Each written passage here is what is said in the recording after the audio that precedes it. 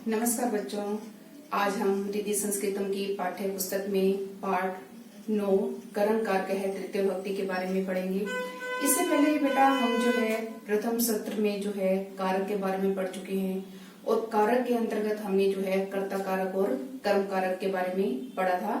तो आज हम जो है करण कारक के बारे में पढ़ेंगे। करण कारक किसे कहते हैं? तो आज जो है हमने करण कारक किसे कहते हैं? जिस साधन से क्रिया की जाए या जिसकी सहायता से आपका कार्य पूरा होता है या जिसकी सहायता से कार्य संपन्न किया जाए उसे हम क्या कहते हैं? करण कारक कहते हैं। तो करण कारक में क्या है बेटा, जैसे यहाँ पर मैंने लिखा कि वह हाथ से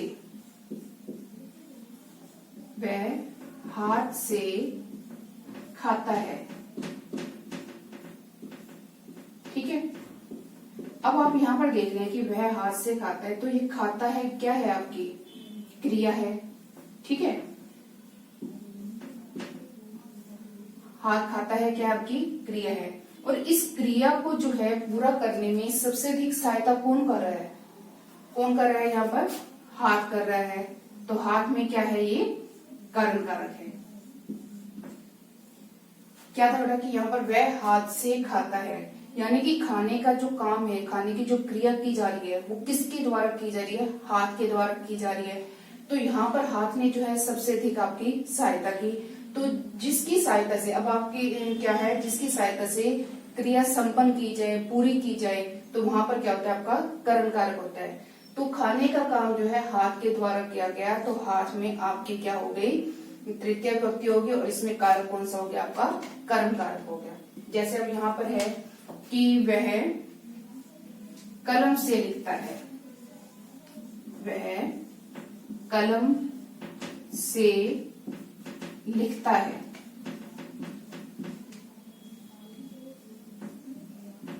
ठीक है, अब लिखता है ये क्या है? आपकी क्रिया है। अब ये लिखने का जो काम है वो किसकी सहायता से पूरा किया जा रहा है? अब आप जो जैसे आप अपनी उत्तर पुस्तिका में लिखते हैं तो आप किसकी सहायता से कार्य पूरा करते हैं? कलम की सहायता से करते हैं ना। तो कलम जो है यहाँ पर आपकी सबसे अधिक सहायता कर रहा है, तो यहाँ पर आपका क्या हो जाएगा?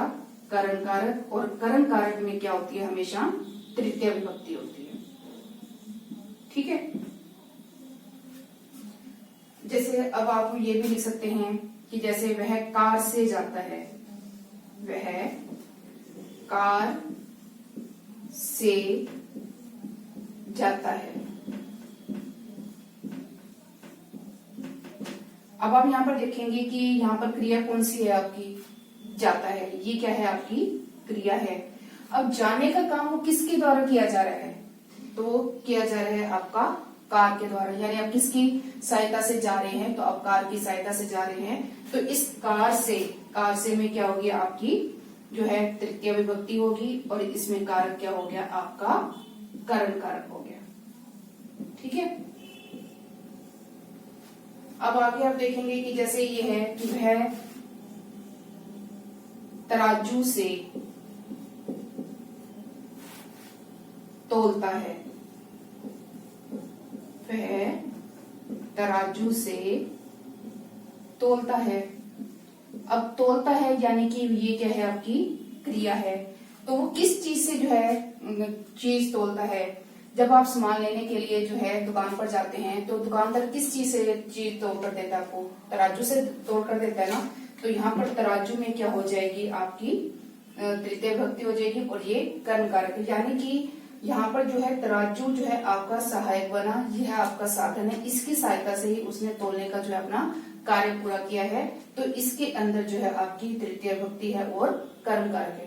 कहने का मतलब है बेटा कि जिसकी सहायता से आप किसी कार्य को पूरा करते हैं, जिसकी सहायता से जो है कार्य क्रिया पूरी की जाती है, तो उसे जो है हम करण कारक कहते हैं। ठीक है बेटा, तो आगे जो हम और वाक्यों के द्वारा जो है इसको अच्छे ढंग से समझ। अब है बेटा आपका पहला वाक्य, बालकः कन्दुकेन क्रीडन्ति। बालकः बालक, कन्दुकेन गेंद से, क्रीडन्ति खेलते हैं। बालक गेंद से खेलते हैं या लड़के गेंद से खेलते हैं। दूसरा है शिशु है चमसेन दुग्धम पीप्ति शिशु है, बच्चा। चमसेन चम्मच से, दुग्धम दूध, पीप्ति पीता है। बच्चा चम्मच से दूध पीता है। बालक है, दंडेन ताड़यति। बालक है लड़का, दंडेन डंडे से, ताड़यति पीटता है। बालक जो है डंडे से पीटता है या लड़का डंडे से पीटता है। वयम मुखेन वदामहे। वयम हम सब, मुखेन मुंह से, वदामहे बोलते हैं। हम सब मुंह से बोलते हैं। बालः क्रीडनकै क्रीडन्ति। बालः बच्चे, क्रीडनकै खिलौनों से, क्रीडन्ति खेलते हैं। अब आपने बेटा देखा कि ये जो वाक्य हैं, इन वाक्यों के अंदर जो है आपका आया है कंदुकेन, चमसेन, दंडेन, मुखेन और क्रीडनकै। ये जो है आपकी क्या है क्रिया में, यानी कि जो ये आपकी क्रिया थी क्रीडन्ति, पीप्ति, ताड़यति, वदामहे और क्रीडन्ति, ये जो आपकी क्रियाएं थी, इन क्रियाओं में ये क्या है सहायक हैं, यानी कि ये आपके साधन हैं, क्योंकि इनकी सहायता से जो है आपने कार्य को पूरा किया है। जैसे यहाँ पर था कि बालकः कंदुकेन क्रीडन्ति, अगर हम इसको छोड़ दें तो आपका क्या बनेगा, बच्चे खेलते हैं। किसकी सहायता से खेल रहे हैं, कोई ना कोई चीज तो उनके लिए सहायक होगी, उनका साधन बनेगा ना जिसकी सहायता से वो खेलेंगे। तो यहाँ पर क्या है गेंद से, यानी कि वो गेंद से खेले तो गेंद यहाँ पर क्या होगी सहायक होगी। तो बच्चे जो है गेंद की सहायता से खेलते हैं। अब दूसरा था कि शिशु है दुग्धम पीप्ति। बच्चा जो है दूध पीता है, तो किसकी सहायता से वो दूध को पी रहा है, तो वो क्या है चमसेन यानी चम्मच की सहायता से दूध पी रहा है। तो यहाँ चम्मच जो है उसका जो है सहायक बना। तीसरा है बालक है दंडेन ताड़यति। बच्चा जो है पीटता है, किसकी सहायता से जो है वो पीट रहा है, वो डंडे की सहायता से पीट रहा है ना।